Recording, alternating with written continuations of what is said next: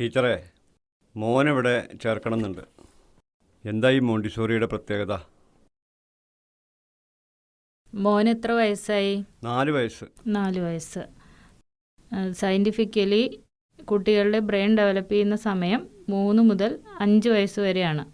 പിന്നെ മോണ്ടിസോറിയിലൂടെ പഠനം എന്ന് പറഞ്ഞാൽ കളിയിലൂടെയും മോണ്ടിസോറി ടോയ്സ് ഉപയോഗിച്ചുമാണ് കുട്ടികളുടെ പഠനരീതി.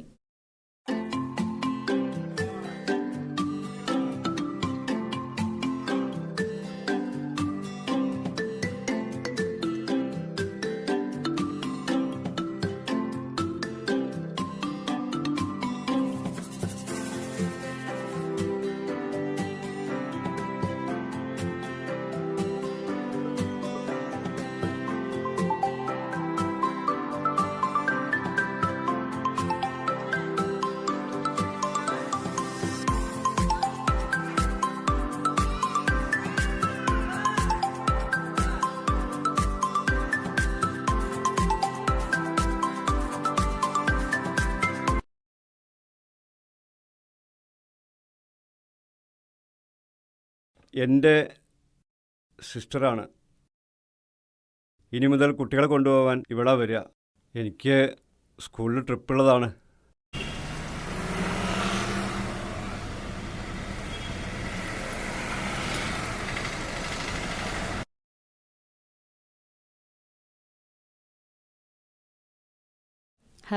ഹലോ മാഡം, ഞാൻ സ്കൂളിലെ ഉണ്ണിച്ചേട്ടൻ്റെ സിസ്റ്ററാണ്.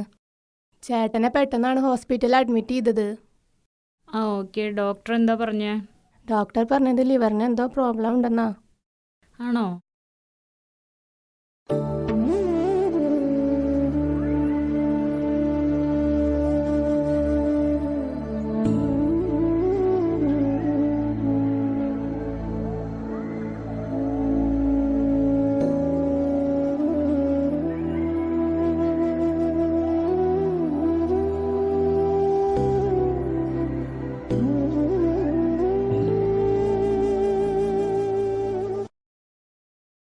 ഡോക്ടർ ലിവർ സിറോസിൻ്റെ ഫൈനൽ സ്റ്റേജ് ആയതുകൊണ്ട് ട്രാൻസ്പ്ലാന്റേഷൻ വേണമെന്നല്ലേ പറഞ്ഞത്? ഞാനൊരു കാര്യം പറയട്ടെ, എൻ്റെ ലിവർ ശരിയാകുമോ? പക്ഷേ 25 ലക്ഷം എവിടുന്നാ ഉണ്ടാക്കുക?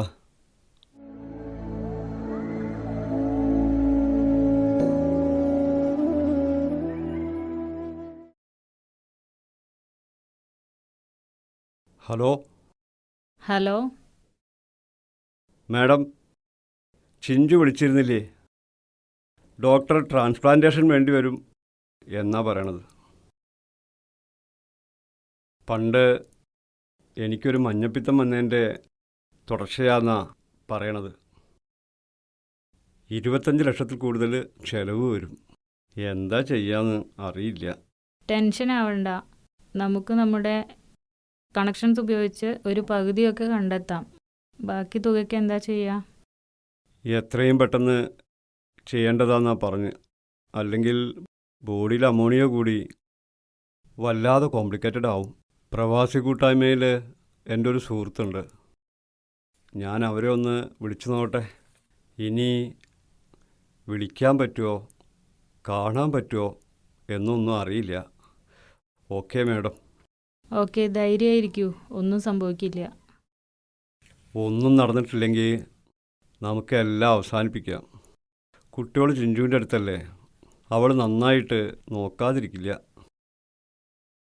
നമുക്ക് തുല്യമായിട്ട് കുട്ടികൾക്ക് വേറെ ആരാ ഉള്ളത്? ദൈവം നമ്മളെ രക്ഷിക്കും, എനിക്ക് നല്ല വിശ്വാസമുണ്ട്. ആത്മഹത്യ അത് ഒന്നിനും പരിഹാരമല്ല. അത് ഒന്നും പരിഹരിക്കുന്നില്ല. നീ ഭീരുവാകരുത്. ധൈര്യമായി മുന്നോട്ട് പോവുക.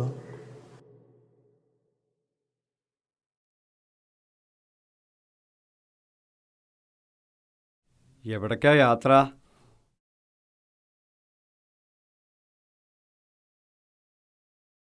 ഞാൻ നമ്മുടെ മരിച്ചുപോയ കുഞ്ഞുണ്ണിമാമയെ സ്വപ്നം കണ്ടു. കുഞ്ഞുണ്ണിമാമ നല്ല ആരോഗ്യം, അറിവും പാണ്ഡിത്യം ഒക്കെ ഉള്ള ആളായിരുന്നു. പണ്ട് എത്ര ആളുകളാണ് ഇവിടെ കാണാൻ വന്നിരുന്നത് കുഞ്ഞുണ്ണിമാമയെ.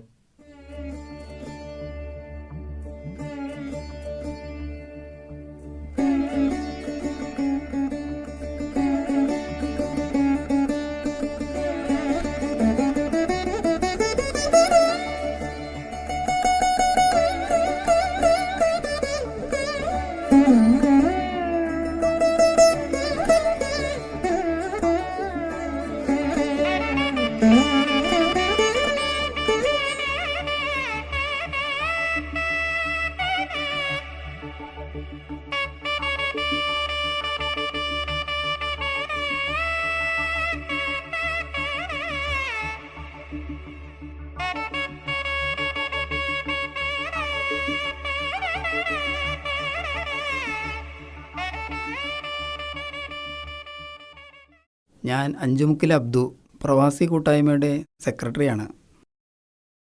ഉണ്ണി വിളിച്ചപ്പോൾ കാര്യത്തിൻ്റെ ഗൗരവം മനസ്സിലായി. പ്രവാസി ഗ്രൂപ്പിൽ ഇതിൻ്റെ മെഡിക്കൽ ഡീറ്റെയിൽസ് എല്ലാം തരികയെന്നുണ്ടെങ്കിൽ എത്രയും പെട്ടെന്ന് തന്നെ തുക സംഘടിപ്പിക്കാൻ കഴിയും. സമാധാനമായി. നമസ്കാരം. ആരാ? ആ ആ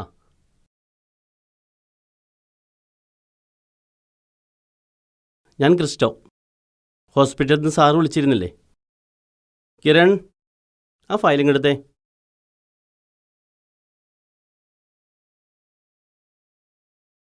ലിവർ ട്രാൻസ്പ്ലാന്റ് ഫോർമാലിറ്റീസിൻ്റെ ഫയലാണിത്.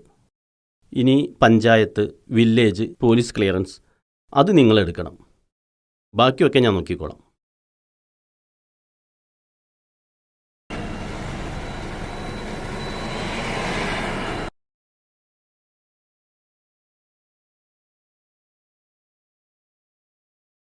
ആ, എന്തായി മോളെ? അച്ഛാ, നാളെ ഡിസ്ചാർജ് ആയി വരും. വീടൊക്കെ നന്നായി വൃത്തിയാക്കിക്കണം. അതൊക്കെ ഞാൻ ശരിയാക്കിച്ചോളാം. എല്ലാം ഞാൻ ഏർപ്പാടാക്കാം. അപ്പോൾ ഓക്കെ.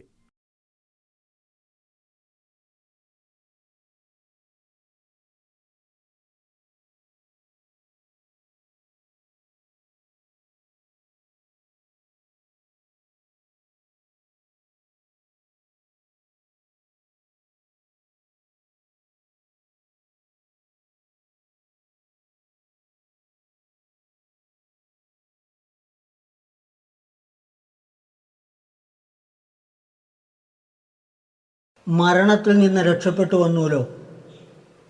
ജീവിച്ചിരിക്കുന്നത് തന്നെ സ്രഷ്ടാവിൻ്റെ കൃപ. എന്നാൽ ഇതിനുവേണ്ടി പണിയെടുത്ത ചിലരുണ്ട്. അവരെ മറക്കരുത്. ഉണ്ണി, ഓർമ്മയുണ്ടോ അവരെ?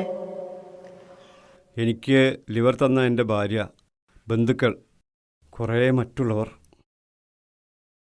ഭാര്യ, ബന്ധുക്കൾ, അവർ നിനക്ക് വേണ്ട കടമ ചെയ്യുവാൻ ഉത്തരവാദിത്തപ്പെട്ടവരാണ്. നീ പറഞ്ഞ മറ്റുള്ളവർ, അവർ ഒന്നും പ്രതിഫലം ഇച്ഛിക്കാതെ നിനക്ക് വേണ്ടി ഒന്നും ചെയ്യേണ്ട കാര്യമോ ഉത്തരവാദിത്വമോ ഇല്ല. നീ പറഞ്ഞ മറ്റുള്ളവർ ദൈവത്തിൻ്റെ കരങ്ങളായി പ്രവർത്തിച്ചില്ലെങ്കിൽ നീയില്ല. നിന്റെ ജീവിതം ആരുടെയൊക്കെയോ സ്നേഹമാണ്, നന്മയാണ്. നിനക്ക് ലഭിച്ച ജീവിതം വീട്ടുകാർക്ക് മാത്രമായി ജീവിച്ചാൽ നിന്റെ ജീവിതവും വ്യർത്ഥമാവും.